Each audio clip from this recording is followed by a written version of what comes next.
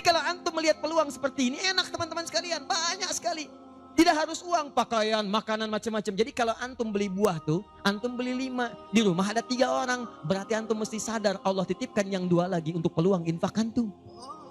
Bukan untuk antum habiskan semua. Kok bisa orangnya cuma 3, beli mangga 5. Siapa yang menggerakkan antum untuk beli 5 mangga?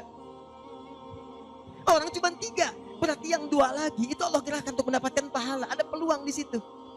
Lu kepada siapa ya Rasulullah saya berikan? Kepada siapa ya Allah saya infakkan? Ini yang sering keliru. Kata Allah langsung turun. Fi sabilillah. Yang utama itu 5 dulu. 5. Kalau Anda temukan 5 ini, dia peluang infaknya sangat tinggi untuk diberikan. Siapa mereka ini?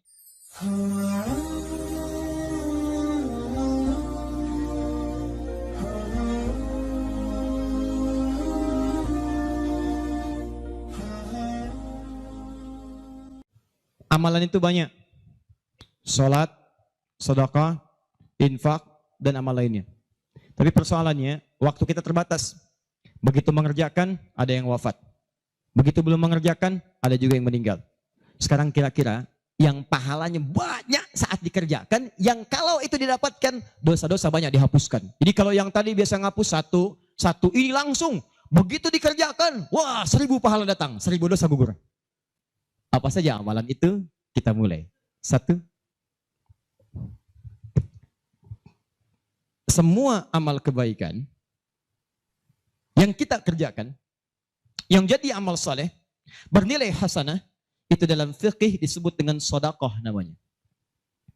Ya, saya kasih konsepnya dulu supaya paham. Kullu ma'rufin sedekah. Setiap perbuatan baik itu namanya sedekah. Itu nama umumnya sedekah. Salat sedekah, zakat sedekah, infak sedekah. Bahkan bahasa Al-Quran disebut juga dengan sedekah. Contoh, zakat ketika disebutkan dalam Al-Quran namanya sedekah. Ya, Quran surah ke-9 ayat 103. Khudh min amwalihim sedekah. Ambil zakat dari harta mereka, tapi disebutnya dengan sedekah.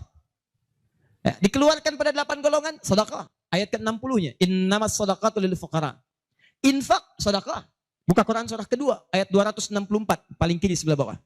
Ya ayyuhalladzina amanu la tubtilu shadaqatikum bil manni wal adha. Jangan kalian batalkan sedekah-sedekah kalian dengan perbuatan yang merusak. Apa contohnya? Kalladzi yunfiqu malahu ria'an nas, seperti orang infak yang ria. Jadi infak disebut dengan sedekah. Di semua perbuatan baik kita, salat kah, haji kah, umrah kah, puasa kah, semua namanya sedekah dalam fikih. Nah, sedekah ini kemudian oleh Nabi dibagi kepada 2 bagian. Ya. 1, ada sedekah yang saat dikerjakan itu pahalanya terus ngalir tuh. Terus mengalir. Bahkan dahsyatnya, maaf sekali, orangnya wafat pun tuh pahalanya terus datang sampai dengan kiamat. Di sepanjang di muka bumi ini belum kiamat, maka pahala akan terus datang, ngalir. Dalam bahasa Arab sesuatu yang mengalir disebut dengan jariyah. Maka muncul istilah sedekah jariyah. Sedekah jariyah. Ya, maaf, asalnya bukan amal jariyah, sedekah jariyah.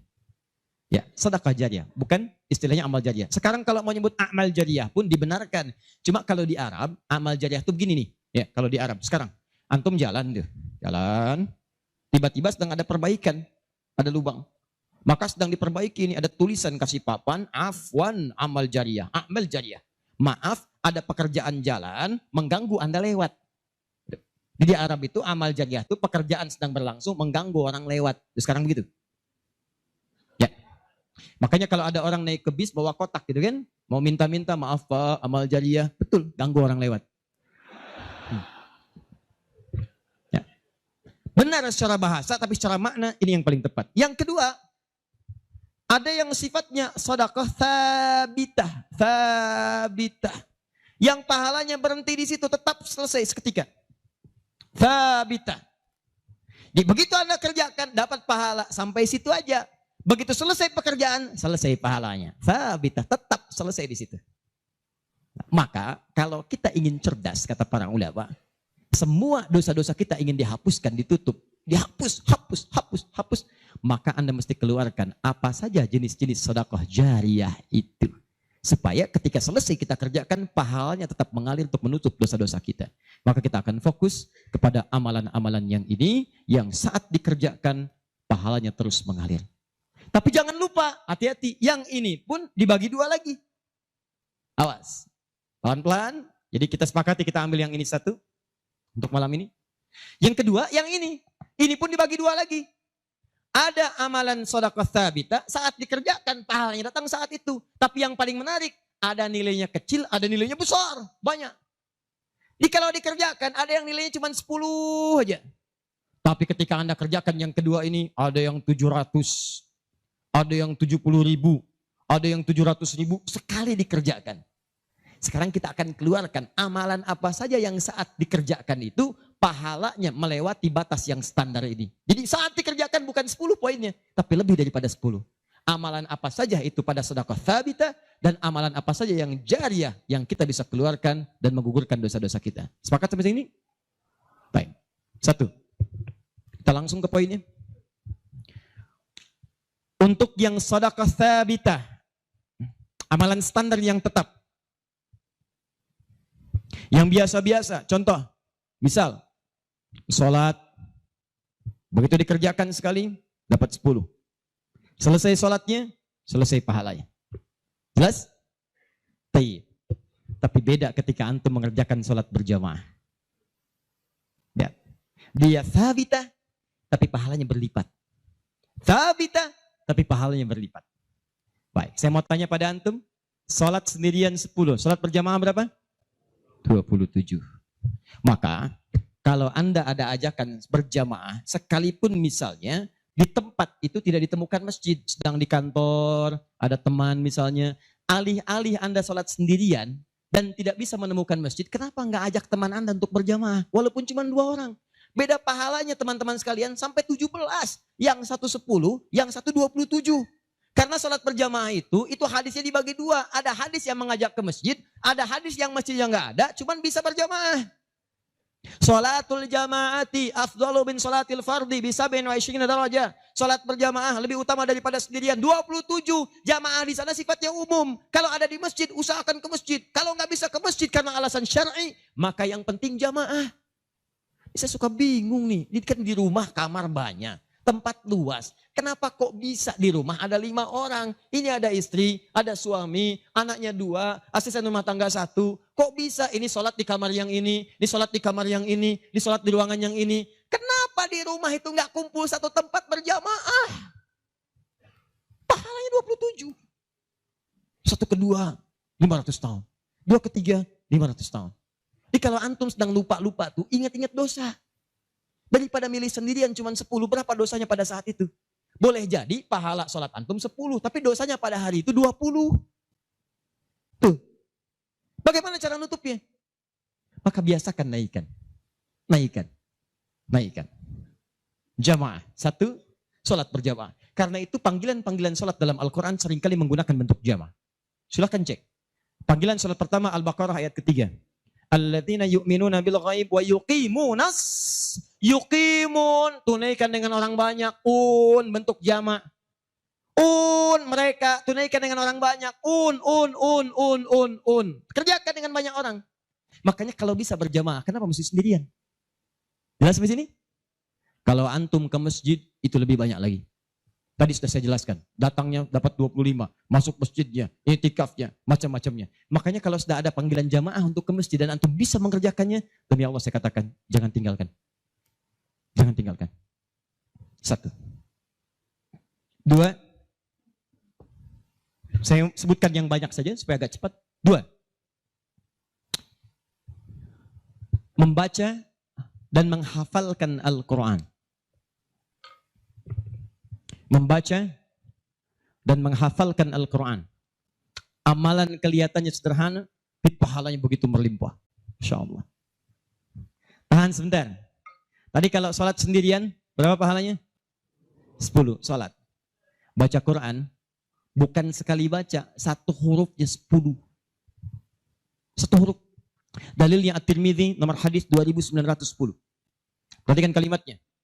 Man qara'a harfan min kitabillahi falahu 10 hasanat Siapa yang bisa membaca satu huruf saja dari kitabullah, dia mendapatkan padanannya 10 kebaikan. Nanti saya tuliskan rumusnya nih. Lihat baik-baik, ini nggak sembarangan dia, ini nggak sembarangan. Siapa yang baca satu huruf saja dari Al-Quran, dia akan mendapatkan 10 kebaikan setiap hurufnya. Walam akul alif lam mim harfun. Saya tidak katakan tulisan alif lam mim itu satu huruf, bukan. Alif lam mim dibaca satu huruf, bukan. Walakin alifun harfun, lamun harfun, mimun harfun. Tapi setiap alifnya 10, lam 10, mim 10. Walikuli harfin asyru hasanat. Dan setiap antum bacakan satu hurufnya 10 kebaikan, 10 pahala. Jadi kalau saya bacakan alif lam mim, dapat berapa? Belum tentu. Belum tentu. Lihat sini, saya tunjukkan cara bacanya. Sebagian kita mengira itu kecil, tapi menurut Allah itu luar biasa. Perhatikan baik-baik. Lihat sini. Tahan. 1, 2, 3. Baca. Alif lam mim. Baca lagi, Pak. Bagus. Ada lagi yang bisa dengan tajwidnya yang lebih bagus? Siapa lagi? Boleh, silakan angkat tangan.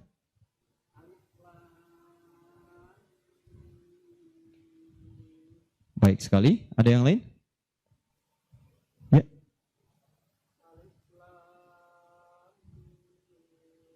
Bagus. Dikit lagi. Ada yang lain? Satu lagi. Masya Allah.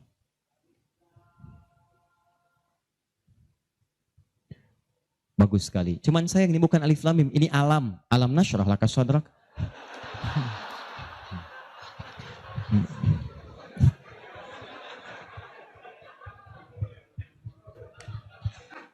Saya mau katakan, kalau Quran ini seperti tuduhan orientalis dan orang-orang menuduh Quran buatan Nabi Muhammad, padahal dulu tidak ada harakatnya, maka semua kalimat ini yang tertulis begitu akan dibaca sama. Tapi Masya Allah, yang satu alif lam mim, yang satu dibaca alam. Alam nasyrah laka sadrak. Alam tara kaifa fa'ala rabbuka bi ashabil fil. Tapi tiga-tiganya memiliki kesamaan dalam bentuk tulisan. Perhatikan baik-baik. 1, 2, 3. Kata Nabi, lihat. Jangan katakan alif lam mim satu huruf, tapi alifnya satu, lamnya satu, mimnya satu. Walikuli harfin asyru hasanat. Setiap hurufnya 10 kebaikan. Jadi kalau saya bacakan alif lam mim, ada berapa huruf? Kalau hitungan kita biasa, maka kita akan lihat 1, 2, 3. Tapi kalau antum belajar ilmu arud itu diantaranya ilmu salah satu ya, untuk bisa menuliskan apa yang diucapkan, bukan apa yang tertuliskan lewat simbol. Dan itulah teman-teman sekalian menjadi ukuran banyaknya pahala yang kita dapatkan. Tahan. Di ilmu bahasa Arab ada 4 cabang ilmu. 1 nahwu, 2 sharaf, 3 balaghah, 4 arud. Ini yang utama. Arud dibagi ke 16 cabang lagi, namanya bahar. Ada bahar tawil, ada rajaz, ada madid, ya, dan seterusnya. Tawilun lahu dunal buhuri fadailu, fa'ilun mafa'ilun, fa'ilun mafa'ilun. Rajas, mustafilun, mustafilun, mustafilun, mustafilun, mustafilun, mustafilun. Alfiyah itu Ibnu Malik, rumusnya rajas. Kalamuna lafdhun mufidun kastaqim, wasmun mafi'lun thumma harfunil kalim, wahiduhu kalimatun wal qawlu am, wa kalimatun biha kalamun qad yu'am, bil jardi wat tanwini wan nida wa al, mustadin ismi tamyizun hasal, bita fa'alti atat wa ya if'alli, wa nunik balanna fi'lun yanjalli. Itu rumusnya rajas. Tapi jangan antum heran, banyak orang mendalami kaidah ini untuk membuat puisi Arab. Lupa kalau ilmu ini bisa digunakan untuk membaca hadis-hadis Nabi. Dalam ilmu arud, jangan antum menghitung apa yang tertulis, tapi hitung bagaimana itu dibaca lewat bunyi yang terdengar. Perhatikan baik-baik. Ini tadi huruf apa? Alif. Maka cara menulisnya begini. Alif. Kata Nabi, alif. Nih. Berapa huruf? Setiap hurufnya 10. Jadi dari sini saja ada 1, 2, 3. Dapat berapa? Belum tentu. Karena ini hamzah. Oh. Ha, mim, zal, ta. 1, 2, 3, 4. Jadi dari sini aja ada berapa? Belum tentu kan ini ha tuh. Ha-un 3. Anda yang suka menghitung maka akan mendapatkan pahala sesuai hitungan. Anda yang berniat ikhlas karena Allah maka Anda akan mendapatkan lebih daripada apa yang Anda hitung. Rumus ini ditemukan di Quran surah kedua ayat 261. Paling kiri sebelah atas. Tahan, tahan. Pelan-pelan. Ini rumus adanya di ayat infak. Tapi cara menerapkannya di semua kategori cara kita beramal. Orang kalau berinfak tahunya dapat 700. Mathalul ladzina yunfiquna amwalahum fi sabilillah kamathali habba. Orang yang infak di jalan Allah seperti menanam satu benih.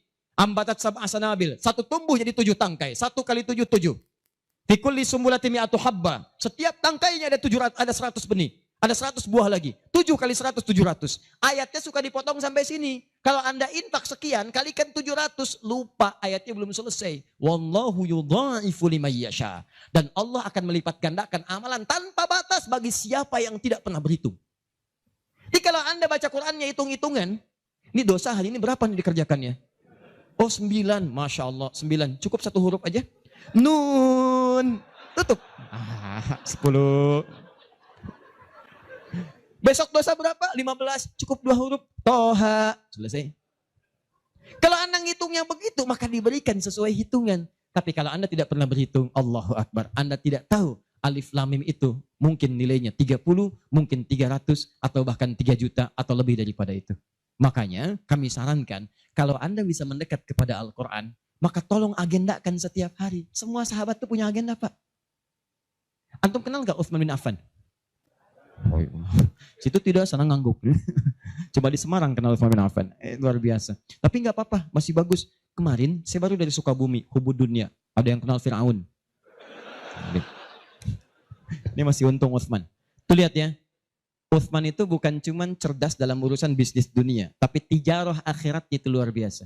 Utsman paham, saya di dunia boleh kaya, tapi di akhirat bagaimana status saya? Maka beliau siangnya mengumpulkan harta dunia untuk ibadah, malamnya mengumpulkan pundi-pundi akhirat. Demi Allah saya katakan, Utsman itu di antara sahabat yang disebutkan oleh Imam An-Nawawi bersama Abdurrahman bin Auf, bersama Tamim Ad-Dari, yang diikuti kemudian oleh Imam Asy-Syafi'i generasi setelahnya, jauh setelahnya, itu punya amalan kalau malam terbiasa menghatamkan Al-Quran dalam tahajudnya. Khatam Quran. Kaya, sahabat Nabi, menikahi 2 putri Nabi, 1 meninggal dan menikah lagi, disebut Dzun Nurain. Kayanya luar biasa, asetnya setelah 15 abad sampai sekarang masih ada. Yang hebat, siang-siang jadi orang kaya, malam-malam jadi hamba yang sangat taat dan kaya akhirat. Coba bandingkan dengan kita sekarang. Menantu Nabi, bukan. Kaya, enggak sekaya Utsman. Tuh, status dunia belum sempurna. Status akhirat masih belum maksimal. Ya antum sebetulnya maunya apa? Utsman sholat malam, ngikut Nabi, kaki bengkak. Antum pengen ke surga Firdaus malam, mata bengkak. Ya. Ini nih. Ayo update. Ustadz, tapi kan saya belum lancar. Tambahkan hadisnya, lipatkan nomor hadis 2920.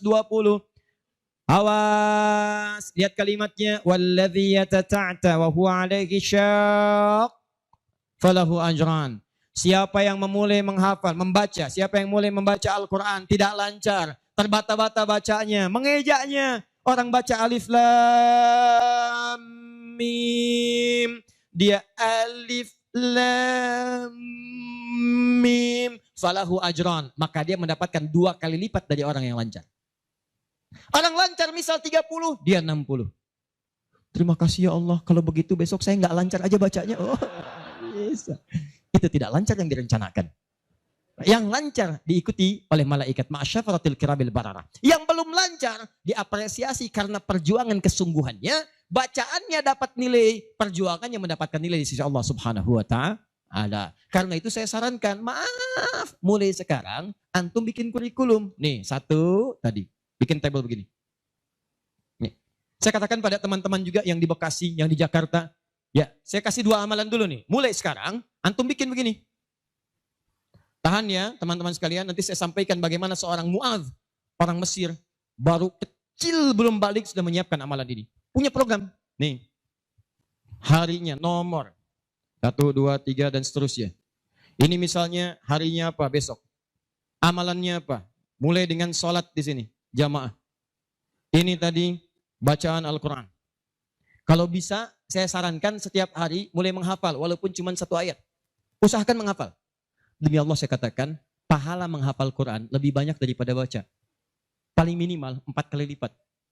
Karena itu ayat menghafal disebutkan 4 kali dibandingkan ayat baca. Silahkan cek Quran surah ke-54. Ayat 17, ayat 22, ayat 32, ayat 40. Saya ulangi, ayat 17, ayat 22, ayat 32, ayat 40. Ada? 17, 22, baik. Kemudian 32 dan 40. Kenapa ketawa? Benar kan? 4 ayat 17, ayat 22, kemudian ayat 32 dan 40. 17, 22, 32, 40. Berapa kali disebutkan? Walaqad yassarnal Qur'ana lidzikri. Sungguh telah kami mudahkan Al-Quran untuk dihafalkan, diingat. 4 kali disebutkan.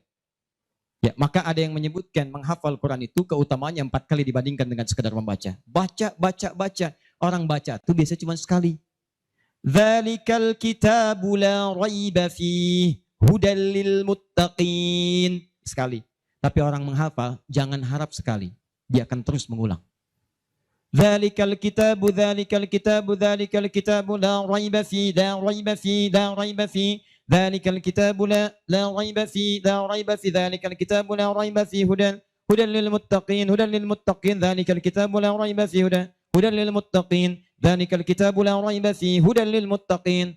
Pertanyaan saya, berapa banyak pahala didapatkan? Berapa huruf dia bacakan? Makanya kalau antum ingin melipat gandakan pahala dengan banyak, dalam satu hari antum punya agenda. Boleh antum baca, misal target sehari saya baca misal 1 halaman dan hafalkan 1 ayat. Kalau antum sudah punya kebiasaan begitu, demi Allah saya katakan, Allah akan merubah keadaan hidup anda jadi lebih nyaman. Tidak cukup dengan amin. Baca, hafal. Wah, Masya Allah. Syukur-syukur begitu sedang sholat berjamaah, minta sujud, terus meninggal gitu kan. Wah, itu paling enak. Mau begitu? Di subuh ya. Itu pun kalau tiba ajalnya. Ya, bacaan Quran lebih lebat lagi. Ya, jadi kalau antum bisa seperti itu, nanti bonusnya banyak. Di alam kubur, jasadnya akan utuh. Dan di akhirat diberikan mahkota. Dan yang ketiga diberikan peluang untuk memberikan syafaat dengan izin Allah dengan Qurannya kepada anggota keluarganya.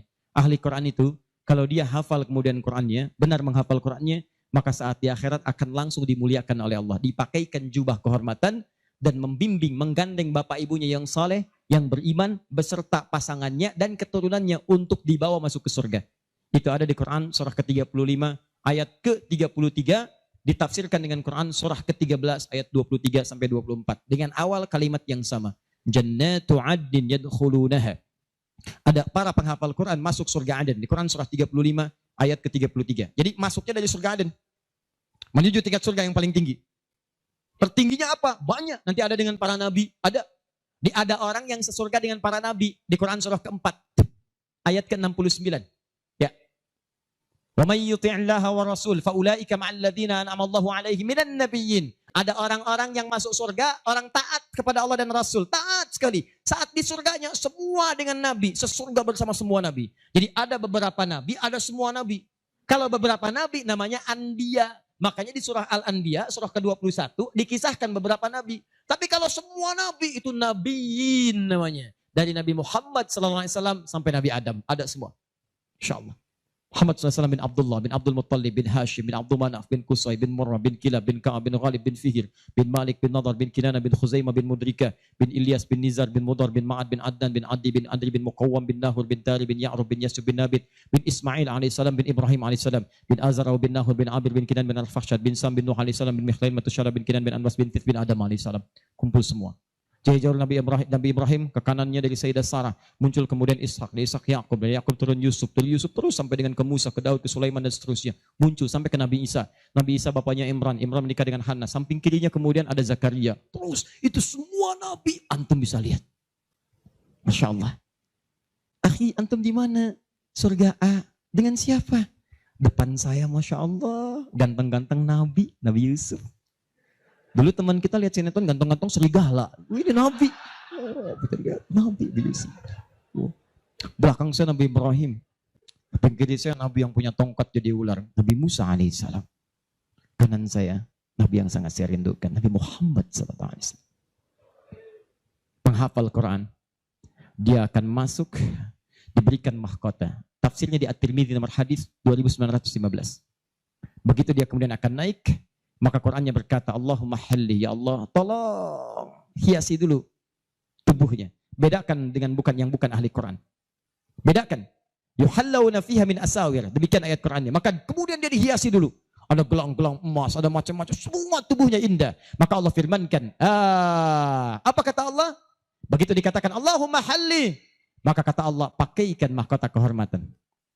Begitu dipakaikan, ya Allah, berikan pula pada fasilitatornya, kedua orang tuanya, sepanjang mereka beriman, maka dipakaikan di atasnya mahkota yang lebih terang daripada sinar masuk mentari yang ke rumah. Ya Allahumma ya Allah, Allahumma halli, ya Allah tambahkan kepada penghafal, bedakan dengan fasilitator. Fayulbasu ilaihi libasul karamah, maka dipakaikan jubah kehormatan. Begitu dipakai jubah itu, kemudian difirmankan, waqra waqar fa inna akhira qiraatika akhiru manzilatika. Sekarang kamu masuk ke dalam surga dengan bacaan Quran yang biasa kamu bacakan saat di dunia. Akhir tempat tinggalmu, disitulah ditunjukkan pada akhir bacaan Quranmu. Di begitu dia baca Quran, setiap dia baca masuk surga, naik ke tingkat yang paling tinggi. Dan dahsyatnya saat dia akan masuk surga itu, dia akan menggandeng bapak ibunya, istrinya, keturunannya. Buka Quran surah ke-13 ayat 23 sampai 24. Kalimatnya sama awalnya, jannatu addin yadkhulunaha. Ada orang-orang masuk surga Aden, ketika akan masuk, wa man salaha min abaihim, dia gandeng bapak ibunya yang saleh.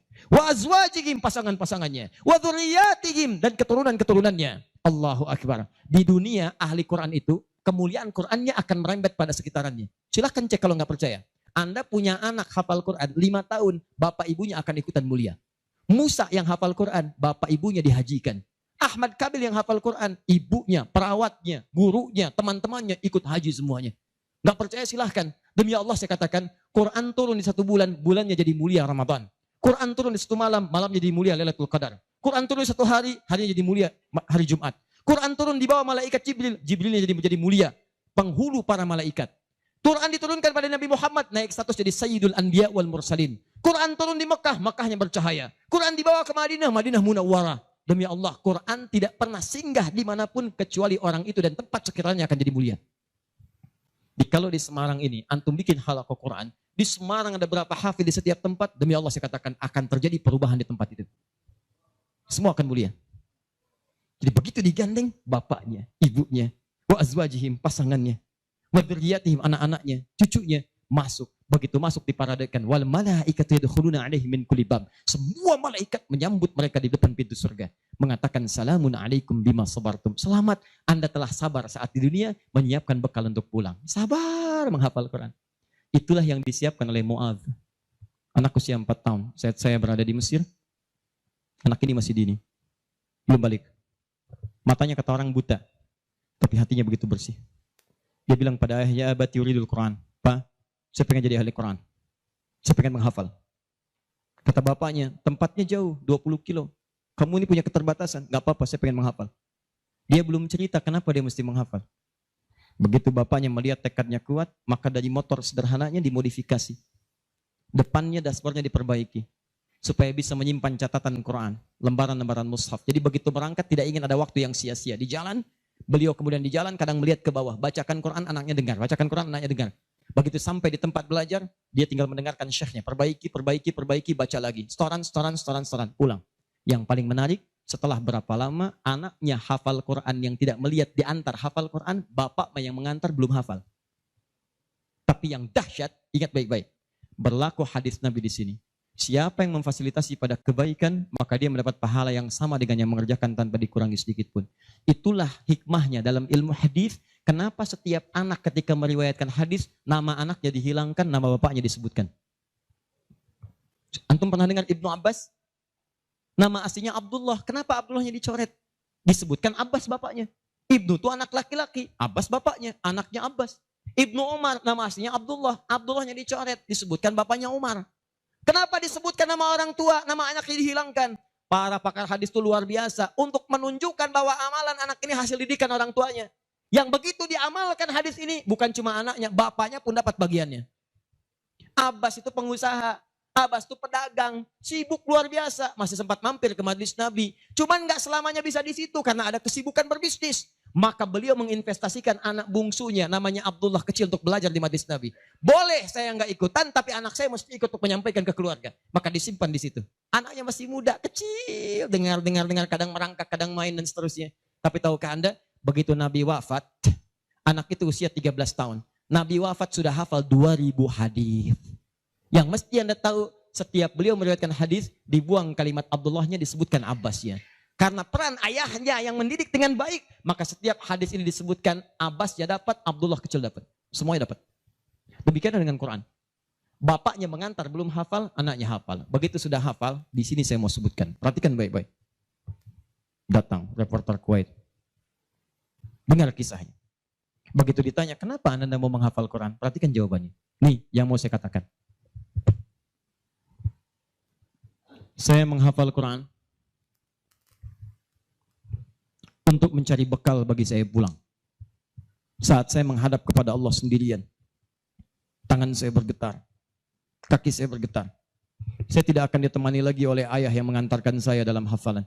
Ibu saya tidak akan menemani, saudara saya tidak akan menemani. Saya akan sendirian bersama Allah. Ini anak masih kecil, mata nggak bisa lihat, belum balik, sudah punya pikiran demikian.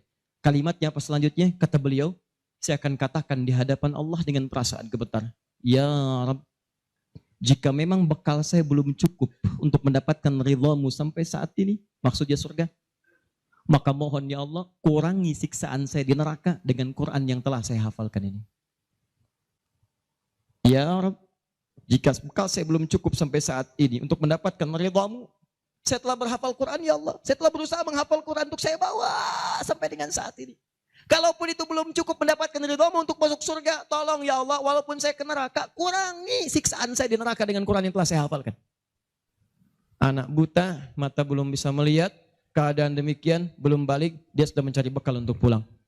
Duhai Anda yang katanya pengen ke surga, surganya Firdaus, pengen bersama Nabi, demi Allah saya katakan, dari 24 jam Allah berikan pada Anda, berapa yang sudah Anda siapkan mencari bekal akhirat? Ayo kumpulin dunia, ayo silakan, silakan, gak ada yang larang. Cuma satu saat, Anda akan lihat siapa yang tertawa, siapa yang tertunduk lesu membawa catatan amalnya. Itu saya sarankan bagi Anda, ayo besok bikin. Nih, sholat mau di mana? Baca Quran mau berapa ayat? Hafalan mau berapa ayat? Mesti beda. Antum lahir belum hafal Quran wajar. Masa pulang pun gak ada yang dibawa? Ayo bawalah walaupun cuma satu ayat.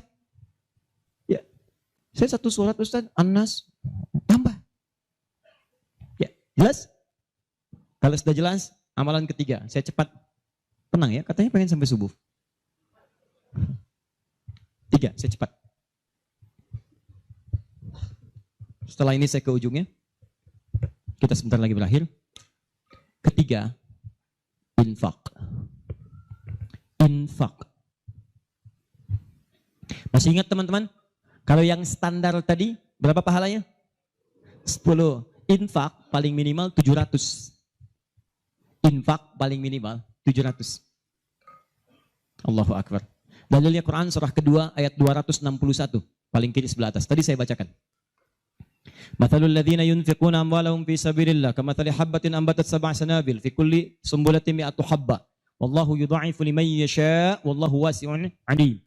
Perumpamaan orang infak di jalan Allah. Infak itu, ini yang perlu saya luruskan. Tidak harus menggunakan uang. Infak itu pemberian bersifat materi. Makanan itu infak. Pakaian itu infak. Buah-buahan itu infak. Silahkan berbagi. Walaupun gak ada uang, bisa kita gunakan dengan yang lain. Cek, kalau antum main ke Eropa, ada rezeki main misalnya. Main ke Auckland, ke New Zealand.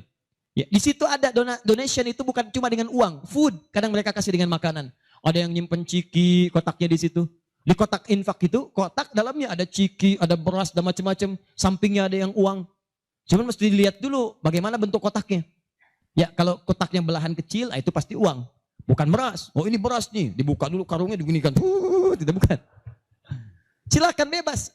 Ya, dan itu nilainya tinggi. Kadang-kadang antum lupa di majelis ilmu ada snacknya, walaupun cuma kurma dapat 2, bagi 1 dengan teman. Air misalnya tidak harus semua oleh antum. Bagi, begitu antum bagi langsung dituliskan 700 kali lipat paling minimal. Demi Allah saya katakan paling minimal 700 kali lipat. Makanya zaman Nabi itu ada satu keluarga yang berlomba tuh mendekatkan diri pada infak walaupun dirinya kekurangan. Agak aneh tuh cara berpikirnya. Ya, jadi kalau dibandingkan manusia sekarang nggak dapat tuh, nggak dapat. Saya mau tanya begini, antum di rumah persediaan, antum punya anak 2. Antum dengan istri, 1 suami, 1 istri, 2 anak. Di rumah ada persediaan makanan untuk 2 anak antum saja. Antum aja nggak makan malam itu, cuma ada anak 2. Untuk mereka kalau nggak makan mereka bisa nahan lapar semalaman. Tiba-tiba antum ditawarkan oleh seseorang, ada tamu nih, mau nggak dijamu di rumah? Bisa nggak? Pertanyaan saya, kalau ada orang yang datang seperti itu ke tempat antum, Mas, ini ada tamu, saya nggak bisa jamu. Bisa nggak antum jamu? Di rumah antum cuman ada makanan untuk anak-anak, antum pun nggak bisa makan. Pertanyaan saya, dijamu nggak teman itu? Kenapa diam? Wahai ahli surga, kenapa diam? Lihat cara berpikirnya. Kalau cara berpikir kita hanya ke makanan saja, maka kita katakan, Ustadz, anak saya aja dapatnya makanan seperti itu, kami pun nggak makan. Bagaimana bisa diberikan pada tamu? Tapi cara berpikir Tolhah dan keluarganya agak beda. Begitu Nabi katakan ada tamu, kita datang langsung angkat tangan. Duluan ngangkat, padahal yang lain banyak yang punya banyak makanan. Tapi cara berpikirnya, kapan lagi saya dapat 700 lebih? Kapan lagi saya dapat diangkat langsung tangannya? Ya Rasulullah saya, sebelum yang lain ngangkat, angkat tangannya. Maka diantar kemudian ke rumahnya. Sampai di rumah, istrinya dikatakan, duhai sayang, ada titipan Rasulullah. Bahasanya bukan ada tamu, ada titipan Rasulullah. Allahu Akbar. Ada titipan Rasulullah. Maka istrinya langsung membaca, saya paham. Saya bertugas menidurkan anak-anak dulu, tidurkan. Yang suaminya menyiapkan makanan. Begitu sudah jadi kata suaminya kepada tamu tadi, Anda silahkan makan di sini, saya temani dulu istri saya. Gak enak rasanya, meninggalkan sendirian. Begitu temannya makan, dia berpura-pura makan di bilik yang lain. Membunyikan bunyi-bunyi seakan-akan makan. Begitu sudah kenyang, tanpa mukaddimah yang lain langsung pamit. Terima kasih sudah menjamu saya, semoga Allah berikan pahala. Pamit malam itu juga. Begitu selesai pamit, subuh-subuhnya datang menghadap pada Rasulullah pagi-pagi. Apa yang terjadi? Turun ayat Quran surah 59, ayat 9 sampai 10 itu. Walladzina tabawwa'ud dar, sampai ke kalimat wa yu'thiruna ala anfusihim walau kana bihim khasasah. Tuh, cara berpikirnya. Jadi kalau antum melihat peluang seperti ini, enak teman-teman sekalian, banyak sekali. Tidak harus uang, pakaian, makanan, macam-macam. Jadi kalau antum beli buah tuh, antum beli 5. Di rumah ada 3 orang. Berarti antum mesti sadar, Allah titipkan yang 2 lagi untuk peluang infak antum. Bukan untuk antum habiskan semua. Kok bisa orangnya cuma 3, beli mangga 5. Siapa yang menggerakkan antum untuk beli 5 mangga? Orang cuma 3. Berarti yang 2 lagi, itu Allah gerakkan untuk mendapatkan pahala. Ada peluang di situ. Lu kepada siapa ya Rasulullah saya berikan? Kepada siapa ya Allah saya infakkan? Ini yang sering keliru. Kata Allah langsung turun. Fi sabilillah. Yang utama itu 5 dulu. 5. Kalau Anda temukan 5 ini, dia peluang infaknya sangat tinggi untuk diberikan. Siapa mereka ini? Ada di Quran surah kedua ayat 215. Paling kanan sebelah bawah. Yas'alunaka madza yunfikun. Mereka bertanya pada Muhammad SAW. Ya, awas, apa yang harus kami infakkan? Pada siapa? Maka turun jawaban, kul ma anfaqtum min khair. Katakan kalau mau infak mesti yang paling bagus. Ini kaidah pertama. Awas, ada peringatan di Al-Baqarah ayat 267. Wala tayammamul khabitha minhu tunfiqun walastum biakhidhihi illa an tughmidu fi. Jangan kamu infakkan pada orang lain yang kamu tidak suka. Melihatnya aja kamu enggak suka, dikasih orang.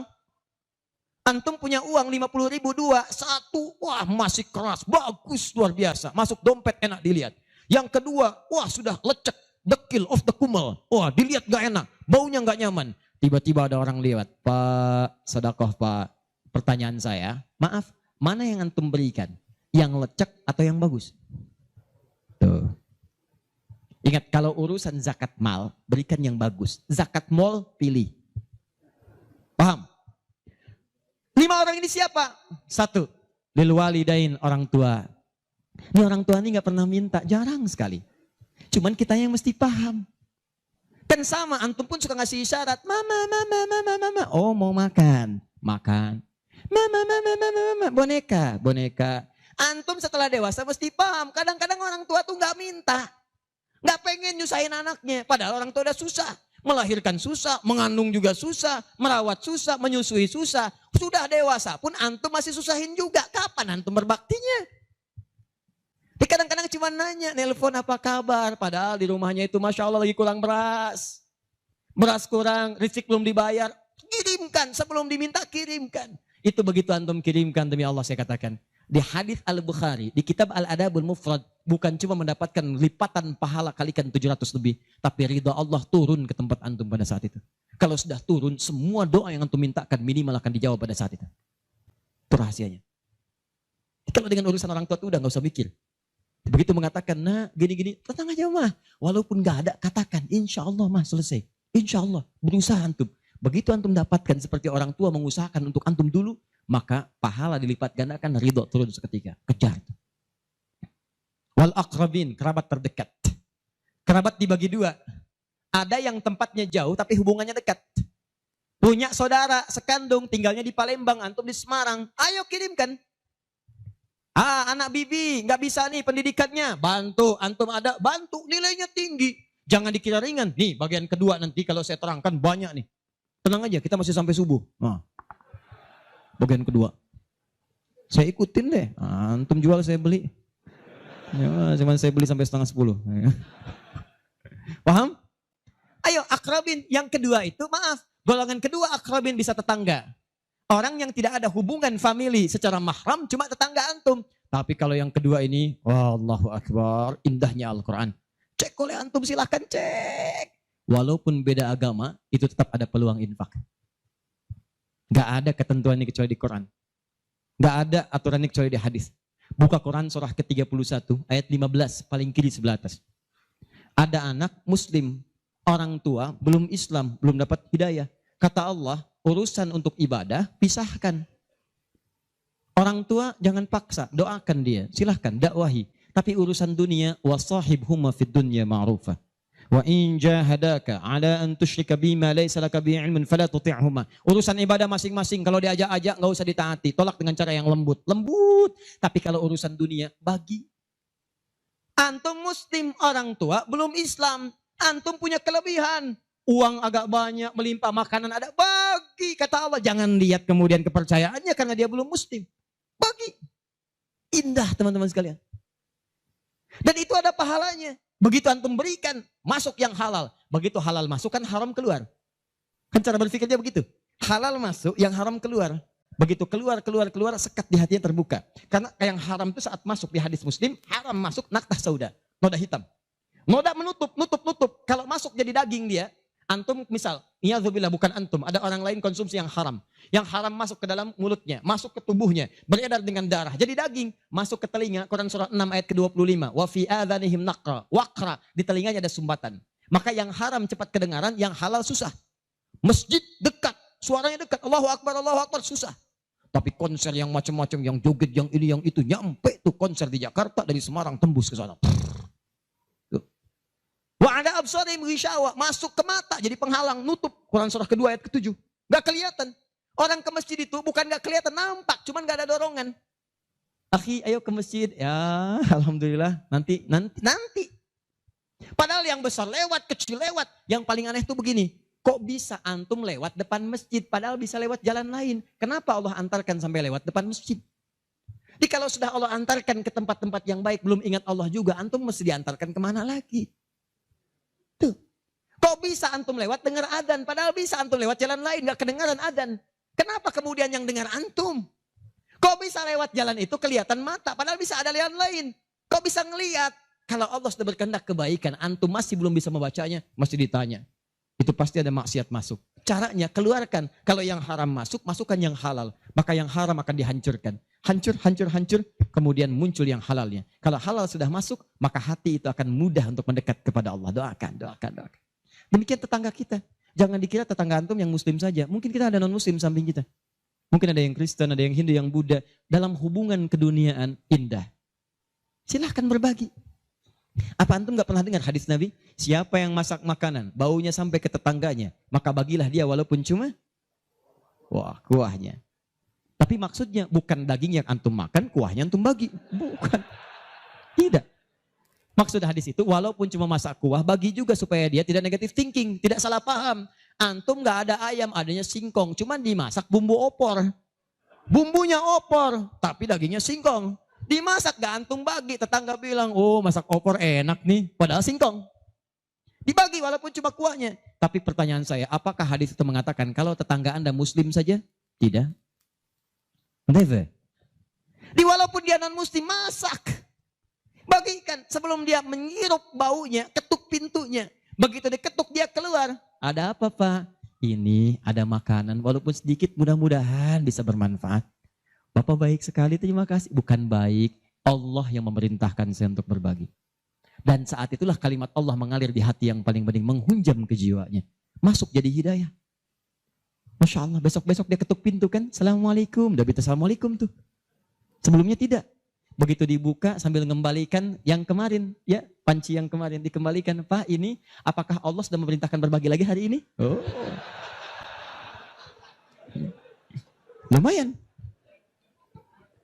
Nggak ada aturan kalau bukan non muslim jangan bagi. Nggak ada, indah dalam Islam itu. Jadi walaupun Anda kasih ke yang non muslim, pahala dituliskan.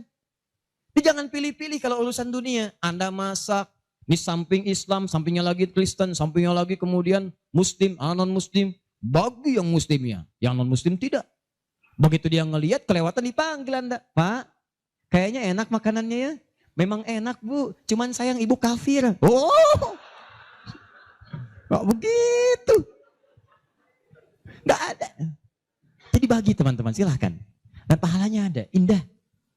Cuman di kita tuh, coba lihat aturan antum bang aja deh. Kita fikirnya kumpulin lagi. Bab tumbuhan, sekarang kan lagi musim rambutan ya. Rambutan. Tuh, antum di pekarangan ada rambutan, tumbuh. Pohon rambutan, pekarangan antum. Cuman sayang buahnya ke tetangga antum. Terus ke sini. Maka dalam kaidah fikih disebutkan hakun mushtarak. Ini hak bersama antara antum dengan tetangga. Kenapa? Karena antum keluar rumah kelihatan cuman pohonnya. Dia keluar rumah kelihatan buahnya. Dan yang paling menarik, dia udah lihat buah, daunnya jatuh ke bawah. Dan kadang buahnya jatuh ke sini. Membuat dia kesulitan. Awas, jangan sampai dia cuma ketiban sampahnya saja. Antum kedapatan buahnya. Naik ke pohon rambutan. Nggak boleh. Apa yang harus antum lakukan? Datangi dia, ketuk rumahnya. Sampaikan, Pak, maaf saya cuma mau ngasih tahu. Itu ada pohon rambutan. Iya, saya juga tahu. Punya bapak kan? Bukan, itu memang pohon saya. Cuma buahnya merambat ke tempat bapak. Terus, itu hak kita bersama. Bapak nggak usah minta, begitu inginkan ambil aja, silahkan dapatkan. Aturan dari mana itu? Ini Rasul saya yang mengajari, Nabi Muhammad SAW. Bapak keluar, lihat buahnya, saya keluar cuma lihat pohonnya. Kalau bapak pengen ambil aja. Wah hebatnya Islam, terima kasih Pak. Insya Allah, udah insya Allah tuh. Ya. Nanti saya ambil, udah pergi tuh. Ambilin, dan kita senang lihatnya. Begitu diambil pahala. Setiap satu buah 700 pahala. Setiap satu buah, 700. Masya Allah, luar biasa. Dan dia kan gak paham fikih, belum masuk Islam. Besoknya ayam antum main ke tempat dia, ayam. Dia kira hukum ayam sama dengan rambutan. Oh. Nabinya umat Islam baik banget, kemarin ngirim rambutan, sekarang ayam. Pokoknya. Mungkin ayam itu akan menggendong antum ke surga. Ya? Infak tuh. Nah, pertanyaan saya, antum punya agenda berapa untuk infak tuh? Coba lihat, kadang-kadang kan ada anak yatim samping. Gak usah terpikir banyak uang, pakaian. Buka ya, buka tuh pakaian antum. Masuk ke kamar, buka. Begitu dibuka, berapa banyak koleksi pakaian antum? Coba cuma pesen ya, cuma pesen satu aja. Mohon maaf ya, maaf sekali. Jangan sampai ada pakaian, walaupun sehelai itu, yang belum pernah dipakai ibadah. Usahakan setiap yang kita gunakan jadi saksi di akhirat bahwa dia pernah dipakai ibadah. Karena semua akan bicara.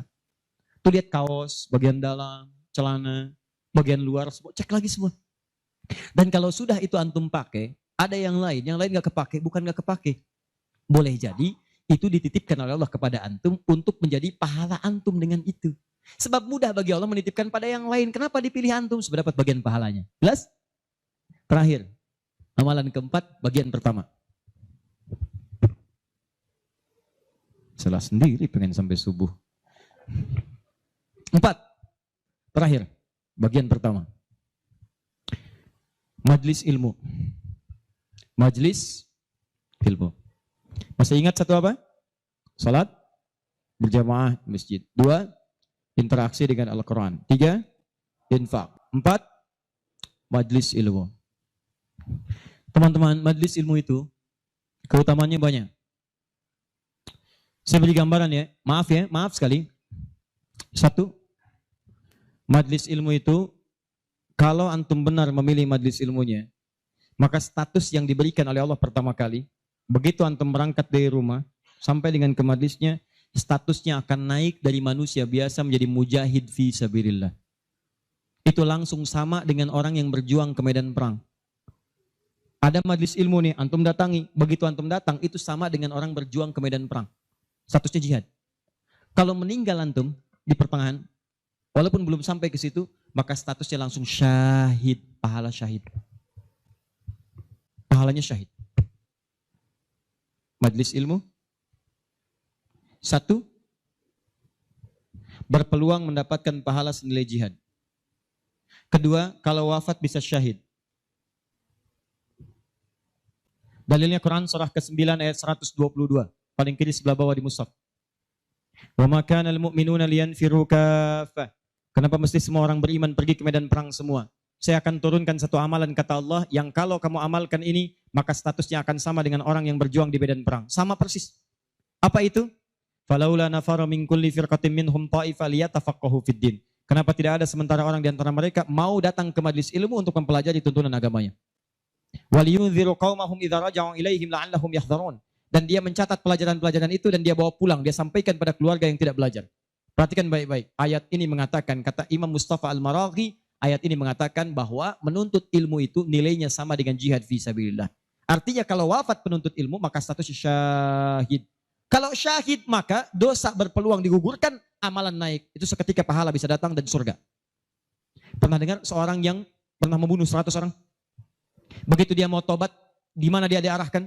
Kata ulama pada saat itu, pergi kamu ke majlis sana. Ke majlis ilmu. Disuruh ke majlis ilmu. Begitu dia berangkat di pertengahan jalannya, berangkat, meninggal di tengah jalan. Meninggal. Statusnya dalam keadaan di tengah jalan ke majlis ilmu, dia bertobat kepada Allah, diterima tobatnya. Saat berangkat itu meninggal di tengah-tengah. Ada pahalanya. Apa yang terjadi? Surga. Surga, diampuni dosa, naik ke surga.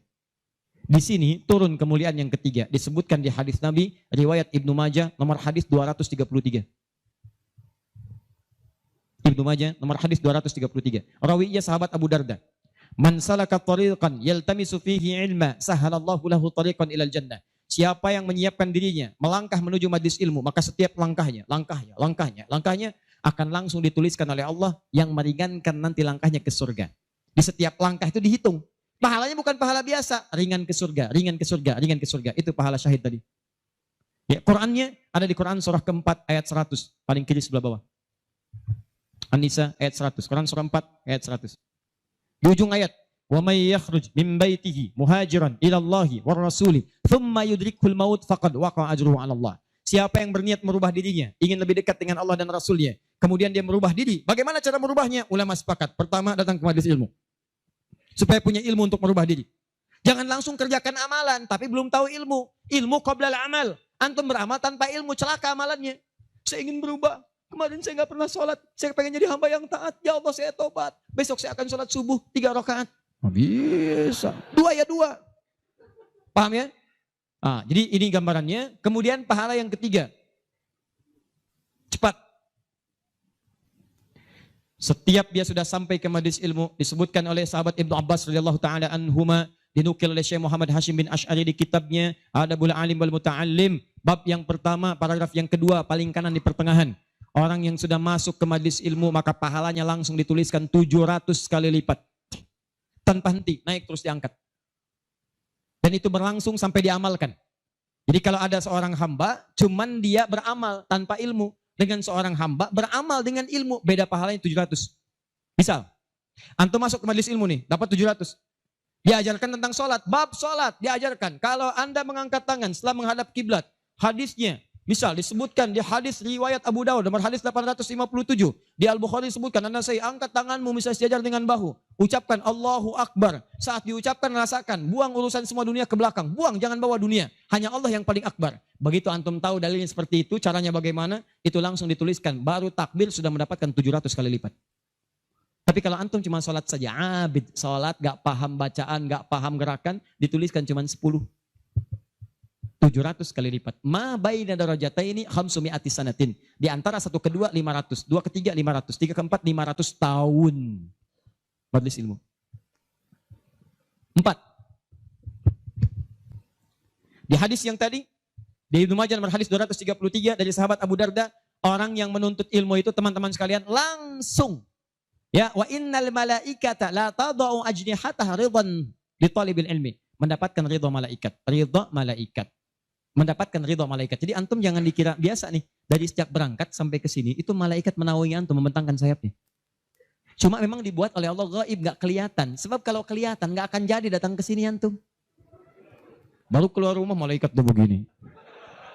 Siapa? Malaikat maut.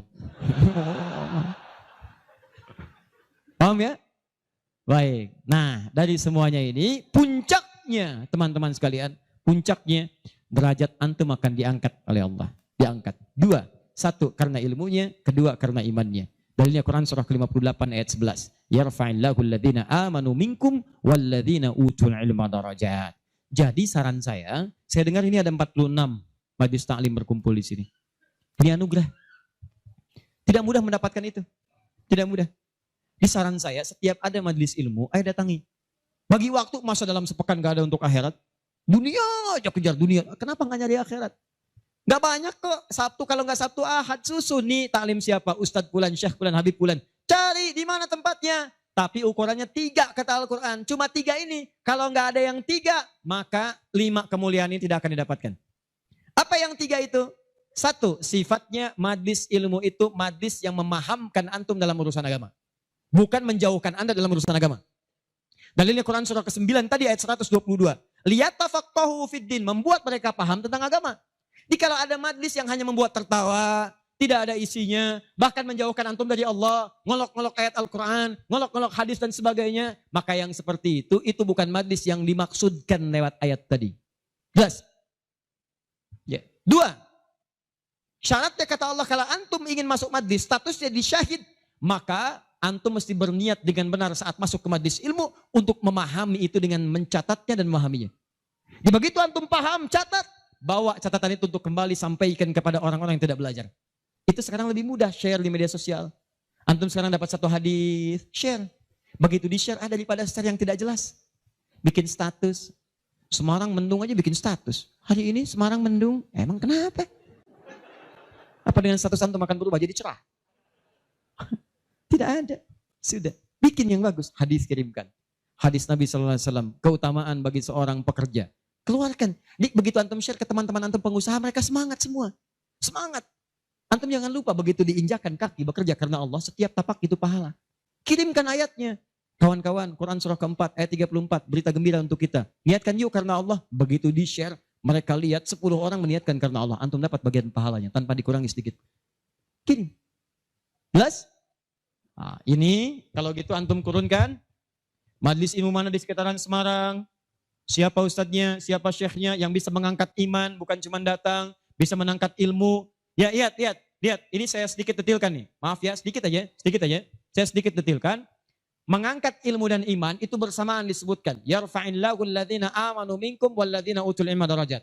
Jadi kalau ada majlis imannya mengangkat tapi ilmunya tidak, maka ini pun belum seimbang. Atau ilmunya luas tapi iman gak terangkat. Ini jadi masalah. Apa ciri orang terangkat imannya? Maka dia gemar menunaikan amal soleh. Maka jika anda menemukan majlis-majlis mendorong anda mengerjakan amal soleh, ikuti majlis itu. Dan saya katakan pada anda, kalau materi saya tidak membuat anda dekat dengan Allah, membuat anda terbuang untuk beramal soleh, tinggalkan saya. Cari ustadz yang lebih baik. Saya bukan ustadz seperti yang disyarat oleh Al-Quran. Cari majlis lain.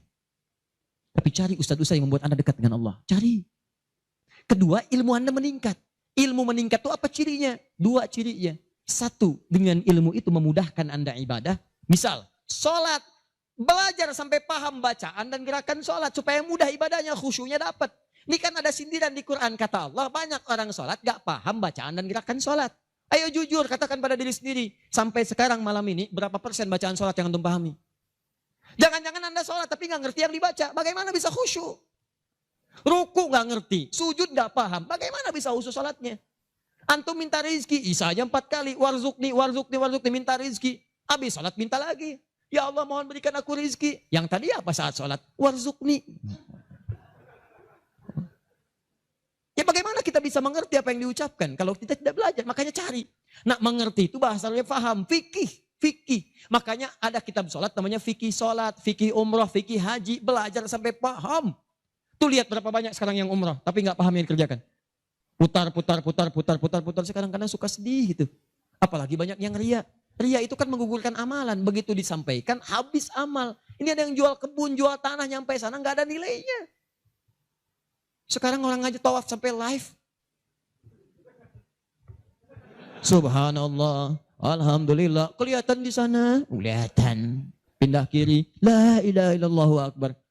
Tuh, kenapa nggak dipahami?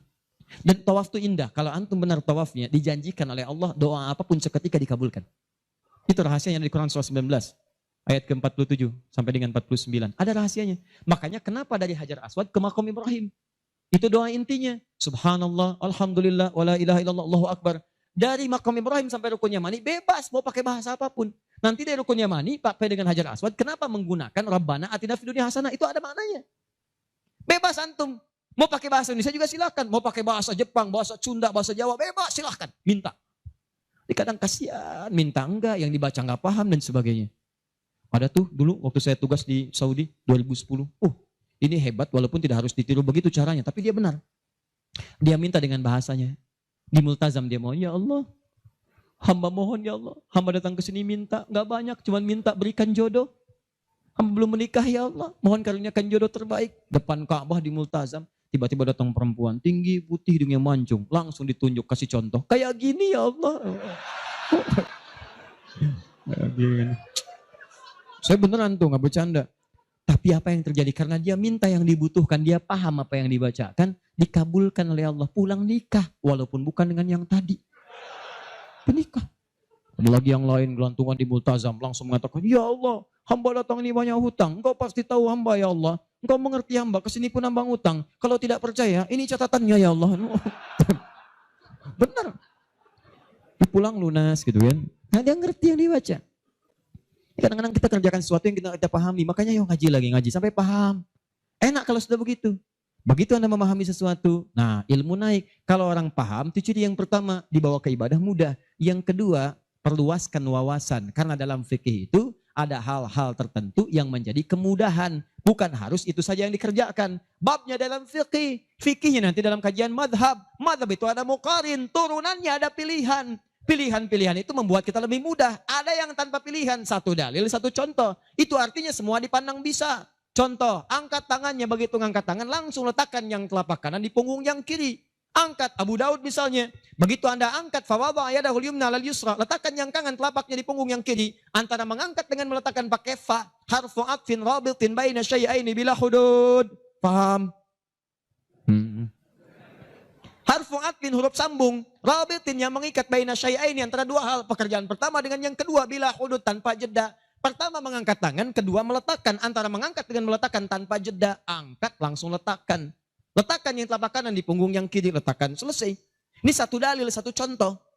Nah kalau sudah satu dalil, satu contoh, kita nggak usah kreatif. Misal, tapi saya tidak bermaksud menyalahkan ya. Kalau ada, silahkan dapatkan dalilnya, sampaikan dan saya pelajari. Angkat misalnya, letakkan langsung. Nggak enak Ustadz. Masa kiri duluan? Kanan kan bagus. Kiri kan kurang bagus. Kenapa nggak kanan dulu baru kemudian masuk kiri? Jadi angkat Allah, masuk kanan, kiri, baru begini. Kadang-kadang kaki naik dikit. Ya, angkat. Nah ini yang seperti ini, kalau saya prinsipnya, kalau belum menemukan dalilnya, maka cukupkan pada itu saja. Makanya cuma satu dalilnya. Silahkan cek. Di kitab hadis palsu pun, saking palsunya tidak akan ditemukan. Dan kabar gembira, pemalsu hadis pun tidak tertarik memasukkan hadis ini, saking jelasnya. Jelas. Silahkan cari. Saya pernah lihat di koleksi kitab hadis, ada 1235 kitab hadis. Cari gak ketemu.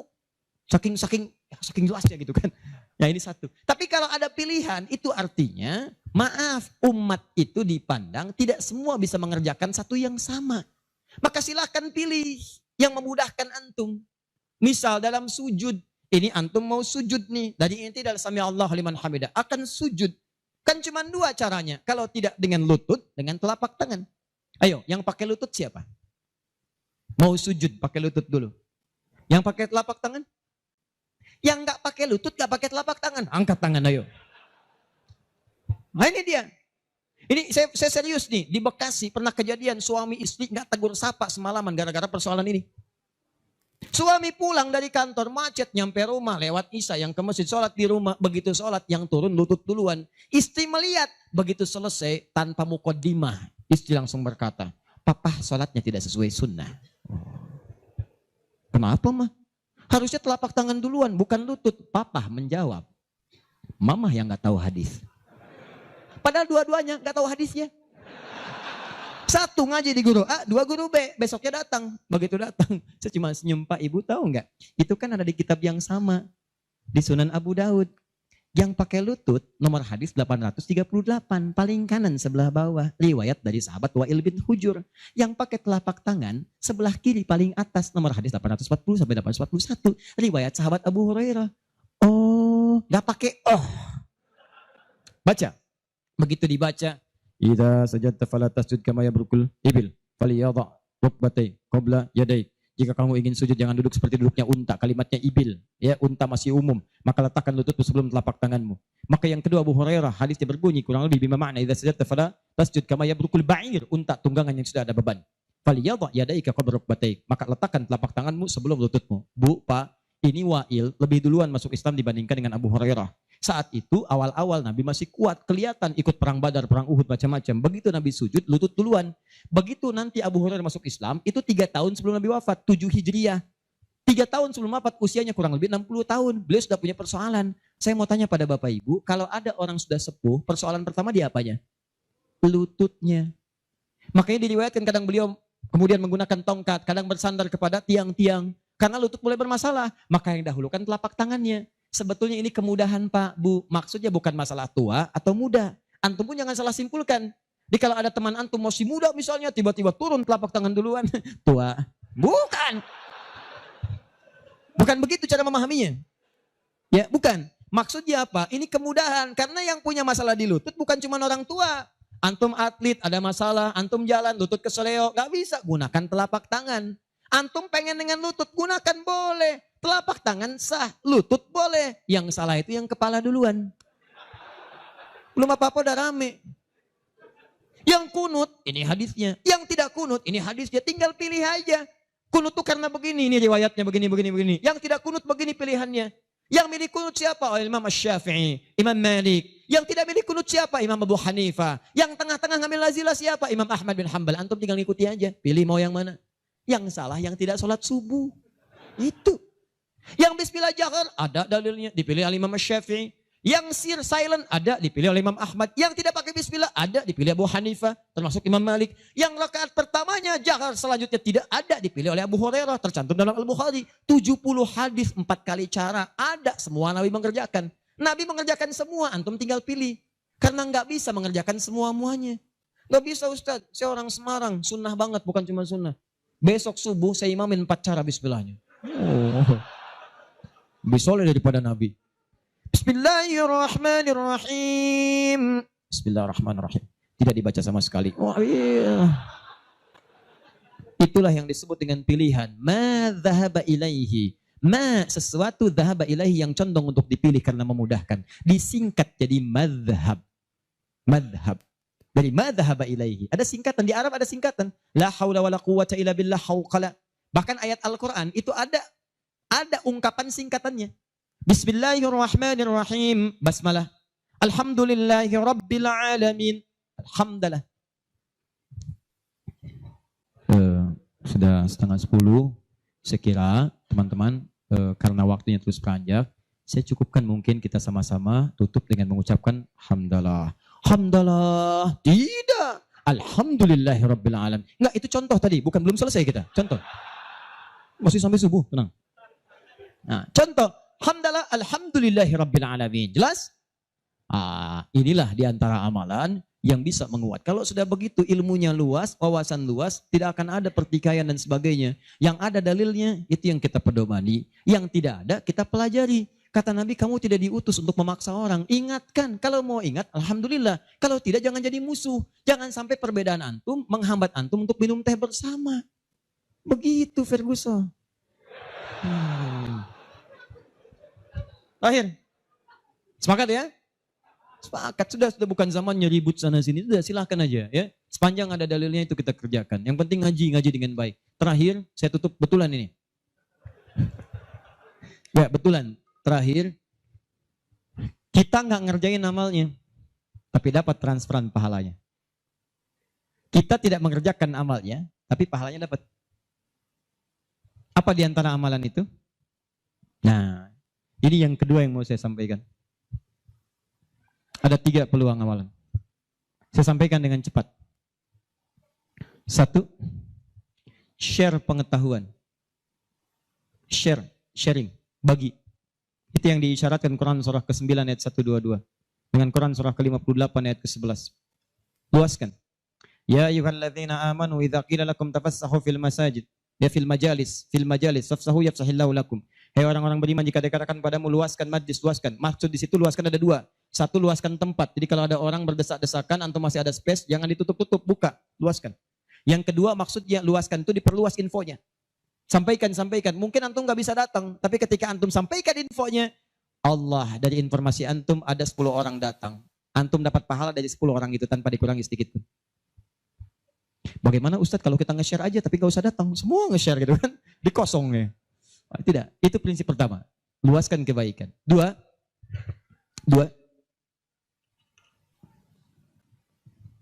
berinfak dengan harta pada amalan berganda. Berinfak dengan harta pada amalan berganda. Maksudnya sedekah jariyah. Contoh, tadi kan saya contohkan 4 kan? 4 ya? Masih ingat tadi? Di antara 4 itu, bukankah ada interaksi dengan Al-Quran? Baca, menghafalnya? Nih, antum punya modal 50.000, pengen infak. Dengan uang itu, disarankan langsung lewat petunjuk Nabi, cari dengan 50.000 itu yang menghasilkan keuntungan terus berlipat. Walaupun antum gak mengerjakannya. Saya beri contoh misalnya. Berikan kepada orang yang tadi mengerjakan pahala berganda sedekah jariyah. Misal penghafal Quran. Ada orang punya 50.000 diberikan kepada orang dengan bentuk makanan. Yuk makan. Dimakan oleh orang itu. Dia sholat. Begitu dia sholat dengan energi tadi antum dapat pahalanya. Begitu energinya hilang pahalanya selesai. Tapi antum belikan mushaf 50.000. Datang ke percetakan Habib Hasan. Saya cari mushaf Habib. Dengan harga 50.000. Antum dapat 2. Masya Allah. Begitu dapat 2. Antum datang ke tempat hafalan Quran. Masya Allah. Atau datang ke tempatnya Ibu Nyamin. Ya. Dari keturunannya Syekh Dahlan, ya Allah yarham, yang penemu qiraat itu. Begitu datang ke situ, berikan kepada anak-anak penghafal Quran. Atau ke tempat-tempat penghafal Quran, datang ke Yanbu, ke Kudus, berikan. Modal cuma 50.000, mushaf 2 diberikan kepada penghafal Quran. Tadi sudah saya katakan dari awal, hafal Quran itu penghafal nggak akan pernah menghafalkan dengan satu bacaan, dia akan mengulang-ulang.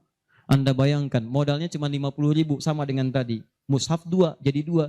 Begitu ditemukan dan dipegang oleh penghafal Quran, dibaca oleh dia, dihafalkan. Allahu Akbar. Berapa banyak bacaan dia bacakan dalam sehari? Baca. Transfer mengalir kepada antum. Semua yang dia bacakan, dia hafalkan, semua mengalir untuk antum. Modalnya cuma 50.000. Yang menarik, antum meninggal.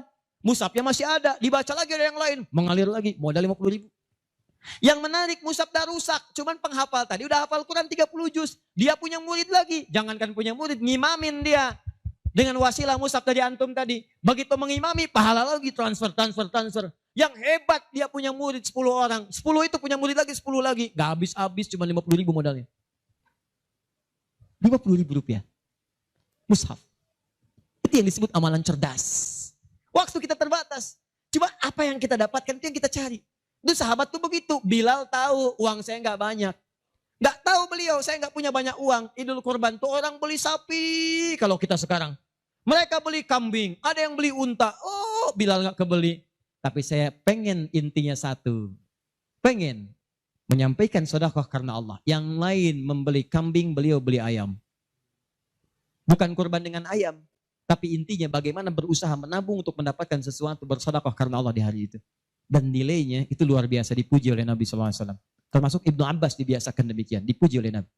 Makanya mulai teman-teman sekalian. Dan penghafal Quran gak akan pilih-pilih.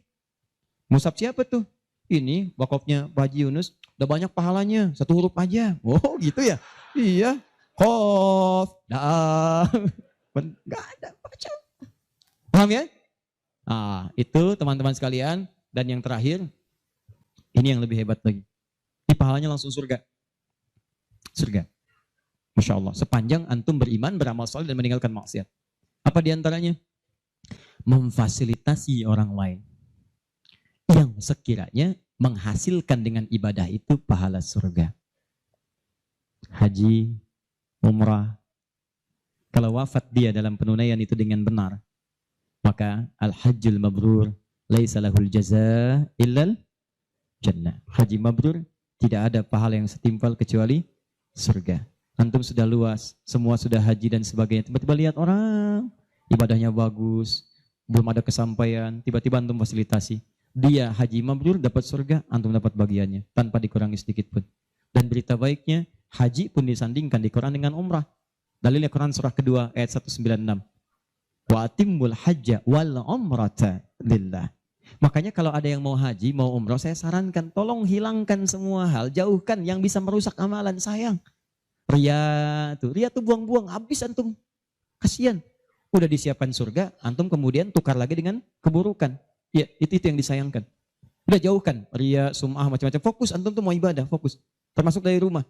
Tidak salah kalau antum ingin kumpulkan orang, ingin nyampaikan permohonan maaf, minta doa, itu nggak salah, cuma jaga sesuatu yang bisa merusak amalan.